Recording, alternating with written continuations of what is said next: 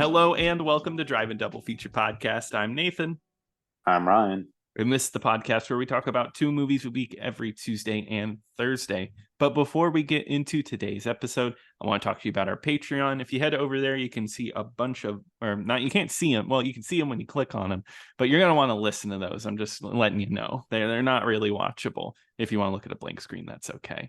I But just look at them. You just look at them? All right. Well, anyway, you can watch them, listen, do whatever you want. But if you can see them, listen for $5 a month, you help support us, and we spread the love to you, spread the great episodes to you. Is that what you'd say, Ryan?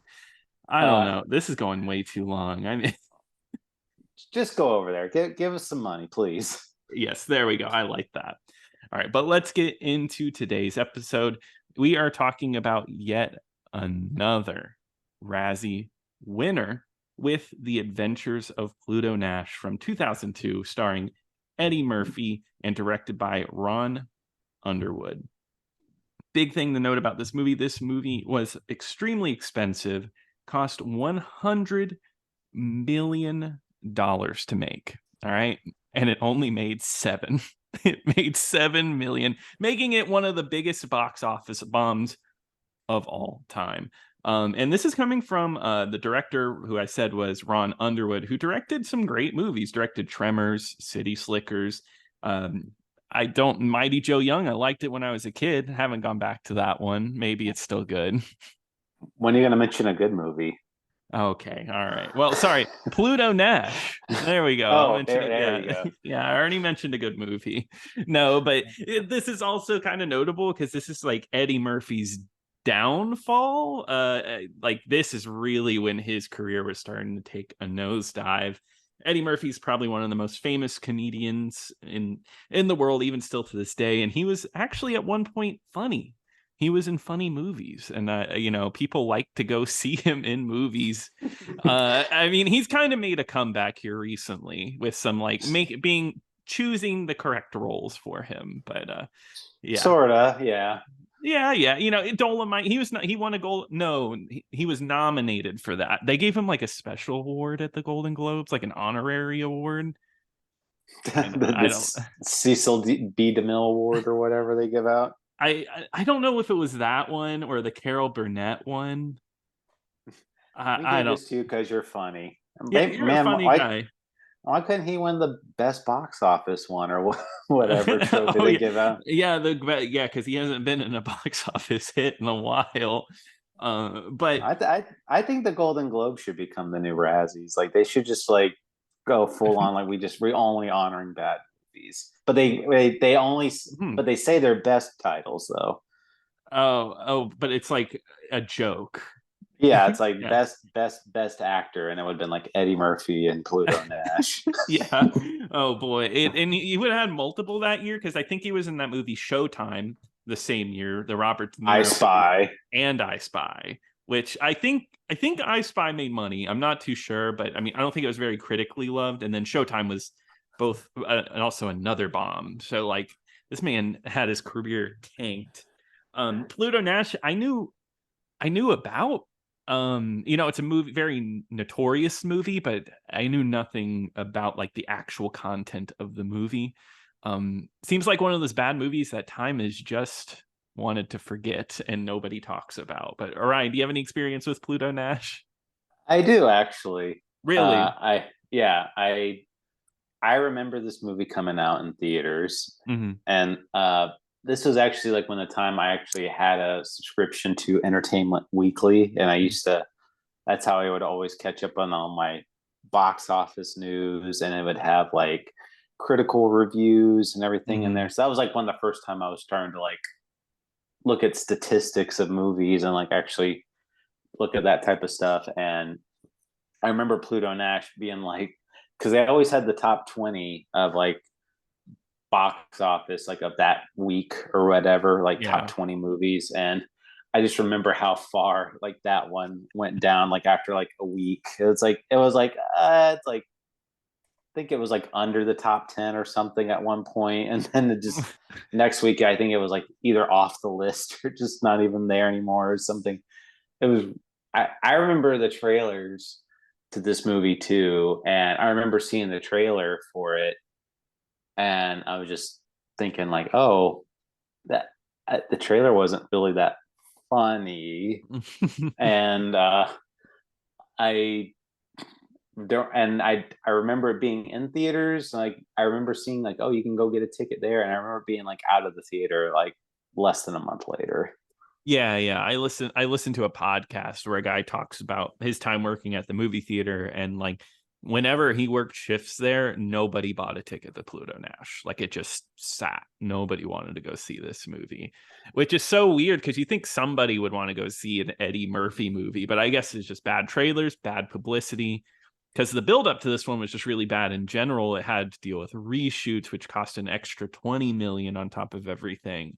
Eddie Murphy didn't do any press for this movie. He stayed far away from it, and like you ask him about it now, and he's like, no, that movie sucks. I think the famous line is like, I know like one or three people that like this movie. I remember actually I remember like during the awards circuit Mm-hmm. when Dreamgirls came out and Eddie Murphy was nominated, Yeah. and they were doing like sit down interviews with people, and he was joking about Pluto Nash, and he was like doing this big like, it's like I remember three people saw Pluto Nash, like That's right. It's true. We make up those two people, Ryan. even back then. Wow. Even back then, he knew we were going to watch it one day. There's going to be a podcast, and they're going to talk about this movie. So to be fair to this movie, Mm-hmm. um, maybe it wasn't popular at this time, but like like on Tubi, like especially like when I went on there, Mm-hmm. like whenever I have to look for a movie, sometimes I'll have to type in the first couple of letters Yeah. to find the title that I'm looking for the show. Mm-hmm. But this one, I hit the search bar and it's like trending movies, and Pluto Nash was one of those movies. Hey, maybe it's like a movie that people have like a secret passion for. Like there's like some people out there. It's like, no, it's a treasure. It's a gem. Which I'm Well, guessing maybe you're. they should talk about it because I'm Yeah. forgetting some stuff. Okay, I was gonna say, Ryan, did you like this movie? Well, Nathan, I mean, I love Total Recall. Eddie Murphy is funny. So, no. No, this movie is horrible. It feels like it doesn't feel like a movie. And I've been trying to pin down what this feeling is. I finished the movie and I was like, I didn't feel like I watched anything. Like nothing here worked. And I still can't pin down why I feel this, but it feels like a mix of just a bunch of crappy scenes thrown together to make a movie. Well, I mean, like the whole big selling point of this movie is that it's a. I mean, I got the reason why I said Total Recall is the vibe I was trying to get was like, oh, this is like Total Recall, but it's like straight up comedy. Okay, yeah. But because that's just what the aesthetics reminded me of, I can and see it, yeah. but but then I was thinking, I was like, well, no, Total Recall was still funnier than this movie. Yeah, Total Recall has jokes. Yeah. I So think I think that's the thing. To me, the biggest selling point would be Eddie Murphy. You're gonna get some laughs with Eddie Murphy. Eddie Murphy is not funny at all in this movie. And I think it's a mix of no good jokes, and also he doesn't care. Maybe one like watching this, you really can tell like he's almost phoning it in, not taking any of this seriously. But not in a I, funny way. no, and I'm trying to. I know I didn't laugh one time. I don't think I did either. I think I laughed at like how bad some jokes were, not like a genuine laugh. but I remember, so like the trailer for this movie, the two jokes I remembered before we watched this movie, because Mhm. it was coming back to me as I was watching it. It was that like, okay, we're gonna put like, usually with the trailer for a comedy, like usually you put some like really big laughs like in the Yes. trailer to try to sell this movie. And the one joke I remember being in was like the scene where they're trying to transform their bodies, and it's like, oh, like look at me, I'm super muscular now, and just Yeah. that was like a big, I guess, supposed to be like the big joke. for the movie. And Yeah. then the other joke I remember from the trailer was the joke with the Chihuahua, where it's just like he pulls out a frozen Chihuahua, and it's like, oh yeah, I can make a lot of money for these things, and you unfreeze this thing and it goes, "Arr!" And just like that was supposed to be like the big, Yeah. like the big gut That's busting laugh. yeah, which watching the movie, I those two scenes I did know they were jokes, right? Like at least I knew they were jokes. They're not funny, but I understood that, oh, I was supposed to laugh here. Where sometimes I Yeah, don't even know with this movie. So I guess I'll explain what Pluto Nash is. Eddie Murphy plays yeah, Pluto please. Nash. Yeah, I will try my best here. And he is a nightclub owner. The first scene in the movie is really like wild because it has Jay Moore playing a accordion player, and then oh God, Burt Young, yeah, Burt Young shows up and is going to pour battery acid down his throat, but everybody loves Pluto Nash so much that he's not going to do it. This scene does not pay off until way later down the movie, like way towards like maybe an hour later. So honestly, forget about that. Um, Eddie Murphy runs this nightclub, and I guess part of this whole deal, Eddie Murphy, when they were writing the script for him, the script had been going around Hollywood since the 80s. He was really asking for a serious script. He wanted a script like for Sylvester Stallone, is the way he would put it. And I think they wrote it for Eddie Murphy, the comedian. Eddie Murphy didn't want a comedy, but it is a comedy, and that's where like this whole mess happens. Because the nightclub scenes, I'm trying to remember if anything notable happens. It's like him just hanging out in the nightclub, and Rosario Dawson shows up and wants a job, right? Yeah, I mean, it kind of he's like, oh, well, he doesn't know anything about owning a club. He just Mm-hmm. shows up and because he's basically become like he's Han Solo or a Han Solo like Yeah. guy because he's like, oh, I'm a smuggler, like Mm-hmm. a so he. It's basically like, what if Han Solo opened up a nightclub or or whatever? So Yeah. that's kind of the vibe they're going for, and yeah, I mean, it's just like it's just like he immediately has like the most successful nightclub on the moon, Yes. Yeah. and Um, everybody wants a piece of it, and loves hanging out there. And yeah, like you said, the only notable thing is that Rosario Dawson really wants a job there singing. He's like, no, you can wait some tables, or and yeah, because she doesn't have a moon card. Remember, moon cards are important. oh yeah, that Hmm. too, and that was the thing. Apparently, like he knew her father, and but that's not even really Not important. explored at all. I No, mean, they didn't even like they should like that was not even like a plot point. no, it really like kicks into like the plot of the movie pretty fast because it's a mob. The mob is going after him to take over his nightclub. But we don't know who the main bad guy is. It's just someone named Rex Crater. And it's kind of a mystery movie where we're trying to figure out who Rex Crater is. But all the while they're on the run. So it is also an on the run movie because the mob does blow up Eddie Murphy's nightclub. And oh, we forgot to mention Randy Quaid plays his robot sidekick, Bruno. Um, just horrible. Not even remotely funny. Like just like a fake smile on his face. And like there's that really bad exchange where it's like they're trying to run away, and Rosario Dawson's like, "Can you run any faster?" And he's like, "I'm a Model 63. I can't run until the Model 67s run better than me." And I'm like, "That's I'm not I'm at funny." I'm at full speed already.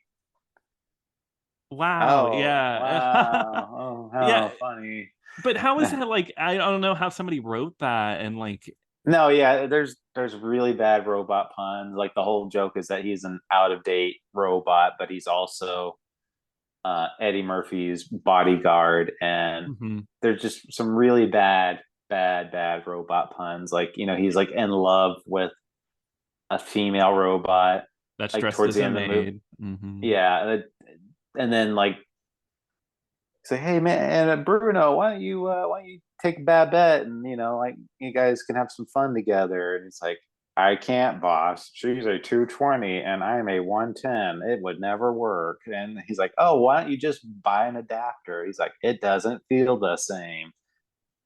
That and that's like at the end of the movie too. Yeah. um yeah, but they all end up going on the run together. Eddie Murphy meets up with Peter Boyle, Joe. I love to see lot, Joe.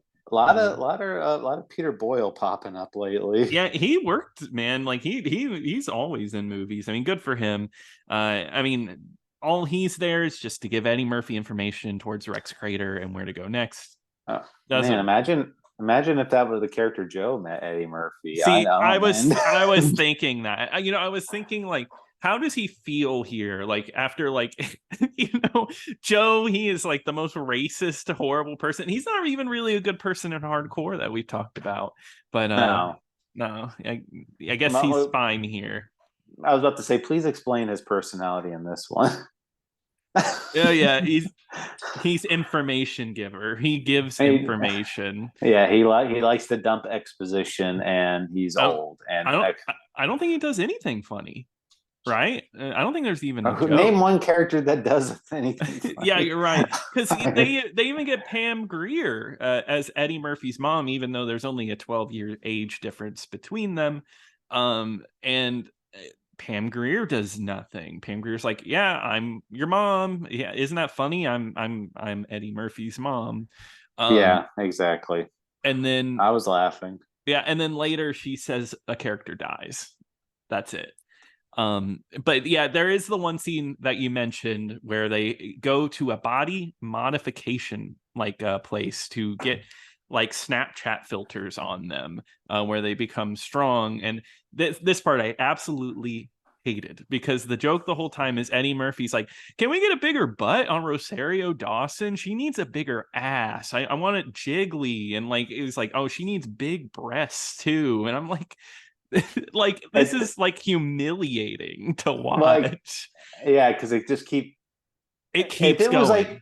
If it was like a little like because he did because they pretended they were a married couple going to this place. Mm-hmm. And I when they at first they were doing like the whole bit where like, oh yeah, we really just want to improve our looks. And then he kind of made a joke like, oh yeah, and, she was talking about wanting that butt enhancement, and she wants a bigger butt, and she's like, no, I don't. And he's like, well, we'll look into it. So at first I was like, okay, it's an offhand joke, almost kind of funny, but not quite there. But then it's like, and it just keeps going on and on and on, repeating the same joke. And then they show the bigger butt, they show the bigger boobs. That's when it was like that part where they show it. There's something about it. It's just like, oh, I'm starting to really hate this. Yeah, so it's like, okay, so the only thing that was almost mildly funny, they ruined it. So because I knew it was probably the one mildly funny thing that they had, so it's like we keep running with it. Like he just think like somebody who made this movie, or like a studio executive who like looked at, they think they're like, oh, this is where the people are just going to be wildly laughing and cheering like during this whole scene. I that's all I can think of. I mean, how else can you justify putting $100 million towards a movie like this? Like seriously, like I've kind of wondered this, like from like a comedy perspective. Like we've seen bad comedies. Like, do you imagine like people are just like hysterically laughing on set, and they're just like, this is gold right here, like gold. I don't think so. Right? There's like no way, especially for this one. This one, no. God, but like, how do you know? Like, if nobody's laughing on set, then like, what do you just know you have a bad movie and you just got to work with it?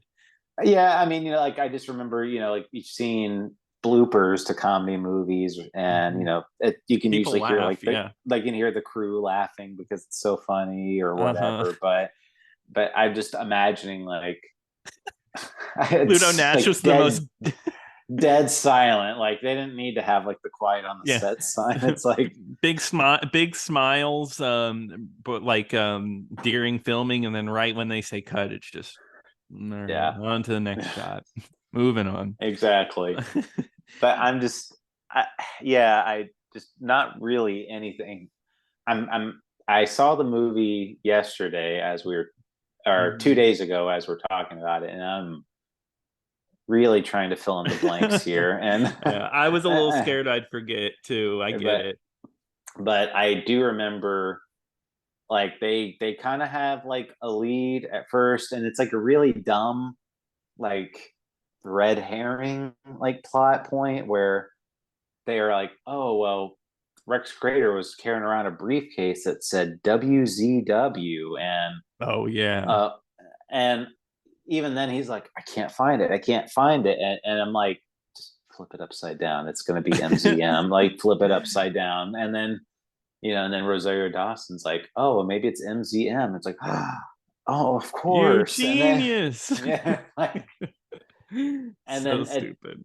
but then they think, then Alec Baldwin has a really weird cameo where he's like only Yeah. in like one scene that's Well, seen through like a it was video. it was supposed to be more than a cameo, but but Alec Baldwin like was fighting hard to not even like be credited for this role. He's actually uncredited in this movie. Uh I don't so blame him. yeah, exactly. Yeah, he has one scene. And this scene makes you feel like he's going to be the bad guy. But you're right, it's the red herring. It's just a cameo, and he pushes a guy down the stairs in that scene. He's like, "Oh, I didn't see the stairs there." And then he said, "Where's my gun?" Yeah, and yeah, it's just Alec Baldwin things. Yeah. Yeah, I can't wait to see that one. Can't wait to do it on the show. And then it's Oh just like a man. crappy movie. um, but yeah, But yeah. Then they have that scene with the dog that you mentioned. No need to go any further. but there's, I mean, like the only payoff for that was is like when there's some like his hideout explodes or whatever. You see like the dog floating in space. Yes, that's right. Yeah. Well, no, doesn't somebody? No, one of the mobsters catches the dog. Yeah, they catch it. Yeah, Yeah. Um, but but then you see Jay Moore with with the Chihuahua later. yeah, I know because there's no pets allowed on the moon, but he's so famous, I guess, that he's allowed to have one. I Or are guess. you saying that is the Chihuahua? Is that the payoff for the joke? No, no, it was a different Chihuahua. It had a different coat. Oh, okay, all right. I always pay Um, attention to that Chihuahua. okay. Oh, we forgot to mention John Cleese is the limo that they steal. Yeah. Not funny. Not like wow. No. Once again, not funny. There's like a really awful joke where Eddie Murphy's pouring Rosario Dawson a drink, and John Cleese goes, "Oh, he's gonna get her drunk and take advantage of her." I'm like, Oh yeah. that's a joke. God, they're really like going for the bottom of the barrel. Well, like the whole thing is, it's really odd because they John Cleese is a car in a car that they sell, and he's like the AI for the car. Mm-hmm. In and Bruno is like, if you don't take us, we're gonna shoot you. And he just points the Mm-hmm. gun at him, and I'm just like, he's a computer. Like, what does he care? Like, but he's like, oh no, like I'm a Yeah. computer. I'm about to get shot. No, I can't do that.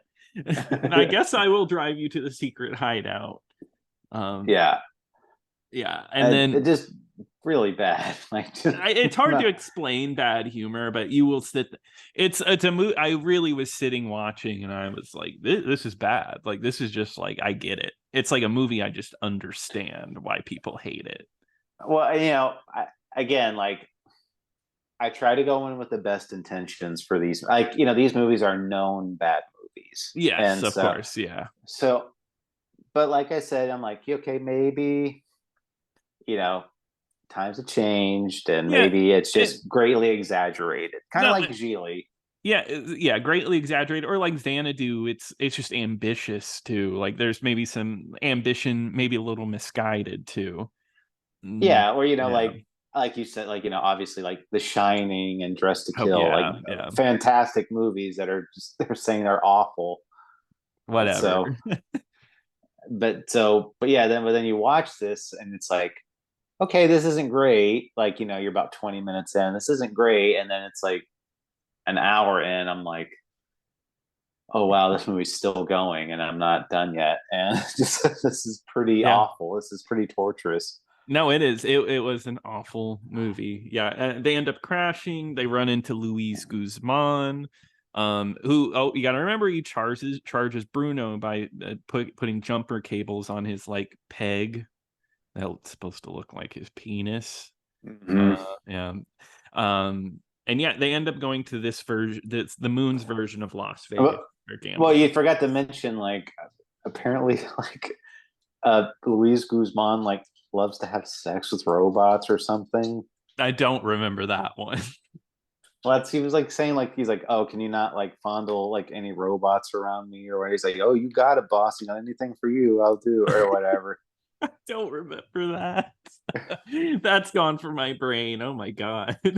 Yeah, it's very, very bad. Yeah. Well, so speaking of which, Bruno, a slot machine wants to get her wants to get fondled by Bruno, but Bruno Once rips we her want, handle off. yeah, because she's a slot machine. So he's like, pull my handle, baby, or Mhm. and he just rips it off for some reason. I don't understand. And he goes in like a robot prison. Robot jail. Yeah. But yeah, they run into Jay Moore to get in with God, I mean, I said this moment a moment, Rex Crater. Um There's no payoff for even that. Like, is it with it the Tony Francis thing? Like, yeah, that's No, like, that's right. Yeah, Tony Francis.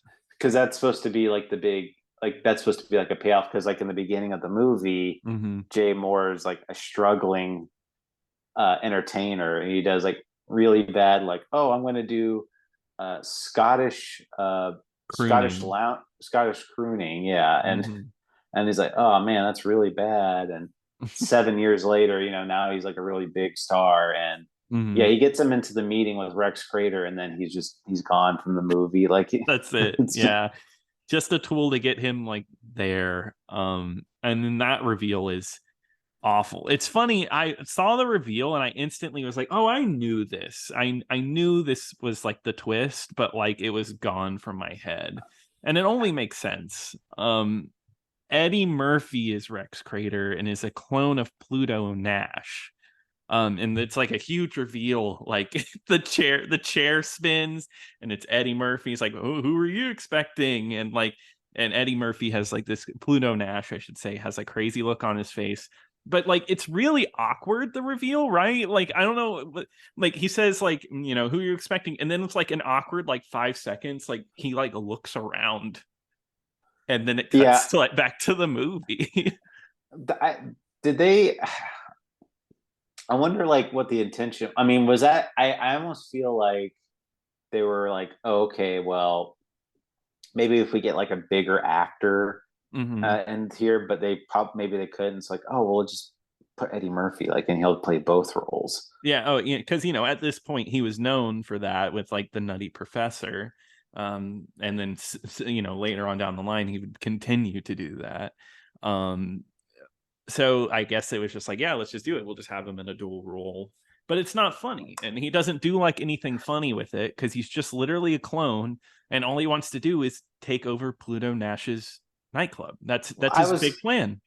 Well, yeah, I'm like, that was like the whole big thing. It's like, oh, we're gonna turn your nightclub into a casino, and then it's like, no, like, Yeah. like that, like that's supposed to be like the big conflict is that a nightclub is going to become a casino. Yeah, horrible stakes here. Like it's